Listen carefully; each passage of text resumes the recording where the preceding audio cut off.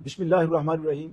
السلام علیکم سامعین و ناظرین، میں ہوں عابد کمالوی اور آپ دیکھ رہے ہیں آپ کا ٹی وی۔ ہمارا جو سلسلہ ہے 9th کلاس کی اردو کی جو کتاب ہے نظموں کی، اس کی نظموں کی ترجمہ اور تشریح کا، اس سلسلے کی یہ کڑی ہے۔ تو حمد اور نعت ہم کر نہیں سکے تھے، کل ہم نے حمد جو ہے نا وہ اس کا ترجمہ اور تشریح جو ہے وہ کر دیا، وہ آپ کی خدمت میں پیش ہوگا، آپ ہمارے چینل پہ دیکھ لیں گے انشاءاللہ۔ تو آج نعت شریف ہے۔ نعت جو ہے اس کا مطلب ہوتا ہے کسی کی تعریف کرنا، توصیف کرنا، لیکن یہ لفظ بطور خاص حضور صلی اللہ علیہ وآلہ وسلم کے لیے منسوب ہے کہ جب ہم اپنے نبی صلی اللہ علیہ وآلہ وسلم کے اخلاق، ان کے اخلاق حسنہ، ان کی خوبصورتیوں، ان کے بلند مقام کا ذکر کرتے ہیں تو اس کو ہم نعت کہتے ہیں۔ اور میں نے نعت ہی کے حوالے سے، نعت کی اہمیت کے حوالے سے میرا ایک بند ہے، وہ میں آپ کی خدمت میں پیش کر دیتا ہوں کہ نعت کا حرف جو کاغذ پہ سجاتا جاؤں، چوم کر پھر اسے آنکھوں سے لگاتا جاؤں، سیرت پاک کو اشعار کی صورت لکھ کر مثل حسان زمانے کو سناتا جاؤں۔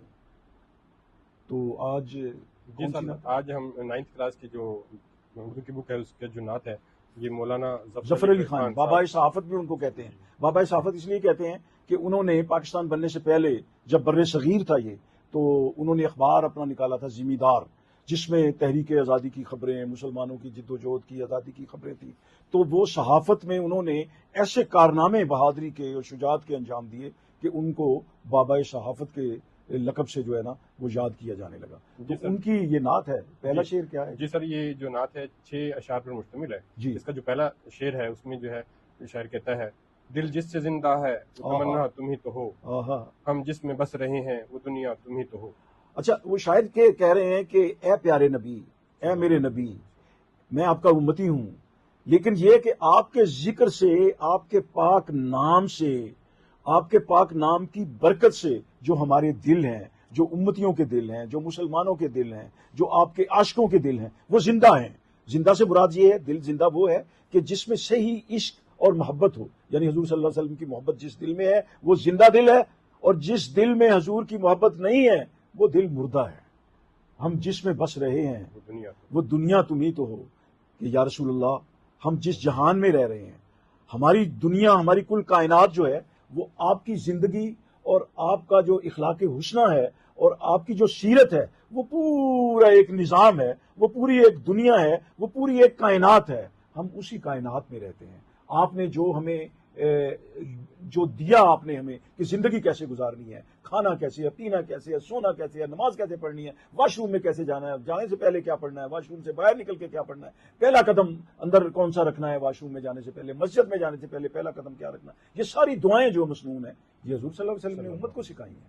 تو یہ دنیا جو ہے نا یہ پوری ایک کائنات ہے۔ میں سمجھتا ہوں کہ اس کائنات سے بھی بڑی کائنات ہے جو حضور صلی اللہ علیہ وسلم نے ہمیں عطا کر دی ہے، اپنے عشق، اپنی محبت، اپنی چاہت کی کائنات۔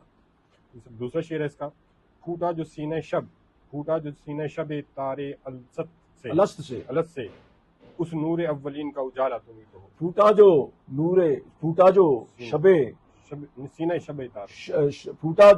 سینہ تارے الست سے اس نور اولی کا اجالا تم ہی تو ہو۔ اچھا، تارے الست، اس سے مراد یہ ہے کہ جب اس کائنات کی بنیاد رکھی گئی، یعنی جب انسان کو بنا دیا اللہ تعالیٰ نے انسان سے پوچھا کہ الست بربکم، بتاؤ تمہارا رب کون ہے؟ تو انہوں نے کہا قالوا بلا، کہ اے اللہ آپ ہی ہمارے رب ہیں۔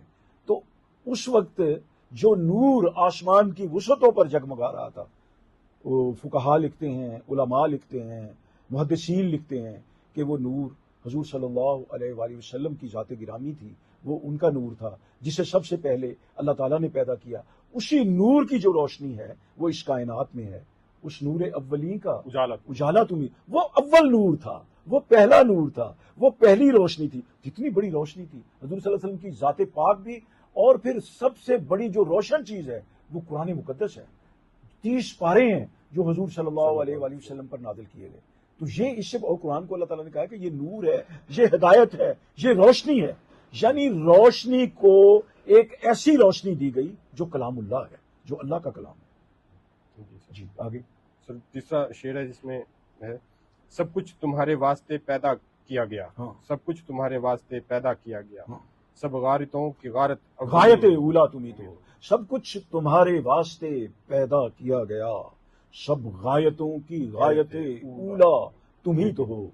یہاں شاعر کہتے ہیں کہ اے میرے نبی، اے نبی پاک صلی اللہ علیہ وآلہ وسلم، یہ جو پوری کائنات ہے، لولا لما خلقت الافلاق، یہ پوری کائنات کی وجہ تخلیق جو ہے وہ آپ کی ذات ہے. آپ ہی کے لیے، آپ ہی کی ذات سے اتنی محبت ہے اللہ تعالیٰ کو کہ آپ محبوب خدا صلی اللہ علیہ وآلہ وسلم ہیں، تو اللہ نے پوری کائنات بنا دی. یہ آپ کے لیے پوری کائنات بنا دی اور ایک ایسی امت پیدا کر دی جو آخری امت ہے. اس سے پہلے 1,00,000 کم و بیش 1,24,000 پیغمبر آئے، لیکن جو مرتبہ قرآن بھی کہتا ہے کہ یہ اللہ تعالیٰ نے جو رسول بنائے ہیں ان میں سے ایک پر فضیلت اللہ تعالیٰ نے دی ہے. تو سب سے جو پیغمبروں کے سید الانبیاء جن کو کہا گیا وہ حضور صلی اللہ علیہ وآلہ وسلم کی ذات گرامی ہے کہ حضور کے لیے ساری کائنات کو تخلیق کیا گیا. سب غایتوں کی غایت اولا تمہیں. غایت کا مطلب ہوتا ہے مدعا، مقصد، مطلب کسی چیز کو چاہنا، کہ یہ مقصد یہی تھا کائنات کو پیدا کرنے کا کہ آپ صلی اللہ علیہ وآلہ وسلم کو اس کی رہنمائی کے لیے تخلیق کیا گیا، اللہ تعالیٰ نے بھیجا. اس کائنات کو بنانے کا مقصد ہی یہی تھا کہ اے نبی آپ اپنے طریقے جو ہیں اس کائنات کو بتائیں کہ زندگی کیسے گزارنی ہے. تو سیرت پر عمل کا تقاضا یہی ہے بچوں اور سارے جو سننے والوں کہ ہم حضور صلی اللہ علیہ وآلہ وسلم کے اسوہ حسنہ پر عمل کریں. جلتے ہیں جبریل کے پر جس مقام پر. جلتے ہیں جبریل کے پر جس مقام پر. جلتے ہیں جبرائیل کے پر جس مقام پر اس کی حقیقتوں کے شناسا اس کی حقیقتوں کے شناسا تم ہی تو ہو.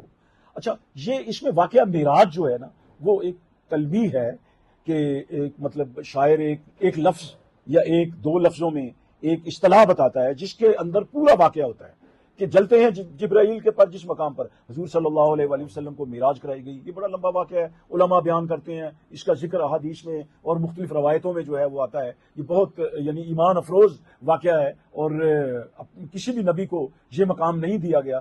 وہ مقام جس کو سدرۃ المنتہا کہتے ہیں، جب اس مقام پر پہنچے اس مقام سے آگے اللہ تعالیٰ کی ذات گرامی ہے، اللہ کی تجلیات وہاں پہ شروع ہو جاتی ہیں. تو فرشتوں کے سردار جو تھے حضرت جبرائیل علیہ الصلوۃ والسلام، جبرائیل نے فرمایا کہ یا رسول اللہ بس میری پرواز یہاں ختم ہے، میں آگے اگر ایک بال برابر بھی آگے بڑھا تو اللہ کی تجلیاں میرے جو پر ہیں وہ جلا دیں گی، وہ خاکستر ہو جائیں گے جل کر. تو آپ ہیں اور اللہ کی ذات گرامی ہے. تو شاعر اس میں مولانا ظفر علی خان یہی کہہ رہے ہیں کہ اس مقام پر جہاں پہ جبریل کے پر جلتے ہیں وہاں پہ آپ گئے ہیں، وہ آپ ہی کا مقام ہے. اس حقیقت، ہاں وہ ایک حقیقت ہے، وہ اٹل حقیقت. اللہ نے کہا کہ سدرۃ المنتہا جو ہے وہ سدرہ کہتے ہیں بیری کو.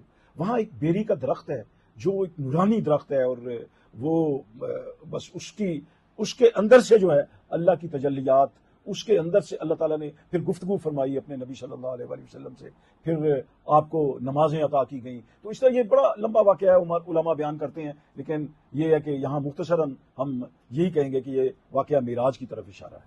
جی آگے. تو پانچواں شعر ہے سر، اس میں کہتے ہیں گرتے ہوں کو تھام لیا جس کے ہاتھ نے، گرتے ہوں کو تھام لیا جس کے ہاتھ نے، تاج دار یسرب و بتہا تم ہی تو ہو. سبحان اللہ. گرتے ہوں کو تھام لیا جس کے ہاتھ نے، یعنی لوگ گمراہی میں جا رہے تھے، لوگ گر رہے تھے، لوگ لڑکھڑا رہے تھے، لوگوں کے سامنے کوئی روشنی نہیں تھی، اندھیرا ہی اندھیرا تھا. لیکن حضور صلی اللہ علیہ وسلم کی ذات گرامی آئے تو آپ نے فرمایا، آپ نے بتایا کہ اہدنا الصراط المستقیم، یہ ہے سیدھا راستہ. اللہ کا ذکر اور اللہ کے نبی صلی اللہ علیہ وسلم کے طریقوں پر عمل کرنے کا نام جو ہے وہ جو ہے نا وہ سیدھا راستہ. لوگ گر رہے، یعنی لوگ اس راستے سے ہٹ رہے تھے جو اللہ کا راستہ ہے، لیکن آپ نے تھام لیا. آپ نے لوگوں کو جو ہے نا وہ سیدھا راستہ وہ بتایا کہ آپ کا دستے مبارک وہ ہاتھ ہے، آپ کی ذات وہ ذات ہے جس کے ہاتھ نے گرتوں ہوئے کو سنبھالا دیا. یعنی ایسے گرتے ہوئے لوگ بھی جو بالکل زمانے نے جن کو نظر انداز کر دیا تھا، جو بالکل زمانے کی نظروں میں حقیر تھے ان کو بھی آپ نے سہارا دیا، یتیموں کو سہارا دیا، یتیموں کا والی، غلاموں کا مولا، خطا کار سے درگزر کرنے والا۔ تو یہ مولانا حالی کی نظم ہے، مسدس میں انہوں نے بڑی تفصیل سے حضور صلی اللہ علیہ وسلم کی جو ان صفات کا جو ہے نا وہ ذکر کیا، وہ ہم کسی وقت پھر آپ سے انشاءاللہ کریں گے۔ تو اس کا دوسرا مصرع کیا ہے؟ تاجدار یثرب و بطحا، ہاں وہ تاجدار یثرب و بطحا تمہیں تو ہو۔ یہ یثرب جو ہے یہ مدینے کا، مدینہ شریف کا جو ہے نا وہ پہلا نام ہے، پرانا نام ہے۔ اب تو مدینہ النبی صلی اللہ علیہ وآلہ وسلم ہے، تو پہلے اس کو یثرب کہتے تھے، لیکن حضور صلی اللہ علیہ وسلم کی ذات گرامی کی نسبت سے یہ مدینہ بن گیا۔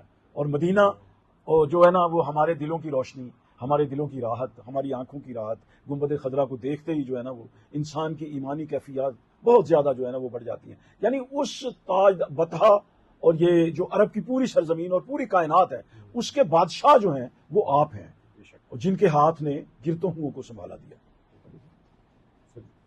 نعت کا آخری جو شعر ہے اس میں ہے، دنیا میں رحمت دو جہاں، جہاں اور کون ہے، دنیا میں رحمت دو جہاں اور کون ہے، جس کی نہیں نظیر وہ تنہا تم ہی تو ہو، جس کی نہیں نظیر وہ تنہا تم ہی تو ہو۔ وہ یہاں مولانا ظفر علی خان کہتے ہیں کہ پوری کائنات میں، دنیا میں رحمت دو جہاں، پہلا مصرع کیا ہے؟ دنیا میں رحمت دو جہاں اور کون ہے۔ دنیا کہتے ہیں کہ کوئی پیغمبروں میں سے، کوئی انسانوں میں سے کوئی ایسا انسان نہیں ہے جس کو اللہ تعالیٰ نے رحمت للعالمین بنا دیا ہو، اللہ تعالیٰ نے یہ لقب دے کے بھیجا ہو، یہ لقب دے دیا ہو اللہ تعالیٰ نے۔ آپ اس جہان کی بھی، اس جہان کی بھی، اور جتنے بھی اس جہان ہیں اللہ تعالیٰ نے پیدا کیے، تخلیق کیے، وہ دو جہان ہیں، وہ چار ہیں، لیکن یہاں کہتے ہیں نا دو جہانوں، دو جہان ہم یہ کہتے ہیں یہ دنیا، ایک وہ آخرت والی دنیا۔ ان دونوں، یہ بڑی دنیایں ہیں، ان دونوں کے جو ہے نا وہ آپ تاجدار ہیں، ان دونوں کے سید الکونین، یعنی یہ کہیں پہ سید الکونین کا جو ہے نا وہ لقب ہے۔ تو تاجدار دنیا میں رحمت دو جہاں، ہاں، تو ان کی رحمت ہیں آپ، ان کے لیے آپ باعث رحمت ہیں۔ حضور صلی اللہ علیہ وسلم کو جب مطلب ان پہ کفار نے ظلم کیے تو آپ نے، وہ جبرائیل علیہ السلام آئے، بہت زیادہ جب خون میں نہلا دیا گیا وہاں پہ طائف میں، تو انہوں نے کہا کہ یا رسول اللہ حکم دیں تو میں یہ دو پہاڑوں کو ملا دوں اور ان کو بالکل یہ چورا چورا کر دوں۔ آپ نے فرمایا کہ میں تو اس کائنات میں رحمت بنا کر بھیجا گیا ہوں، تو کبھی بد دعا نہیں کی۔ یہ تو نبی رحمت صلی اللہ علیہ وآلہ وسلم ہے، نبی رحمت ہیں، امت کے لیے دعائیں کرتے رہے ہیں۔ ہم کتنی خوش نصیب امت ہیں کہ ہمارے نبی ہمارے لیے بخشش کی دعائیں کرتے رہے، اور شفیع المذنبین ہے آپ کی ذات گرامی، جس کی نہیں نظیر وہ تنہا تم ہی، جس کی کوئی مثال ہی نہیں ہے۔ نظیر کا مطلب ہوتا ہے مثال۔ ایسا شخص، ایسی ہستی اور ایسی شخصیت جس کی کوئی اور مثل نہیں۔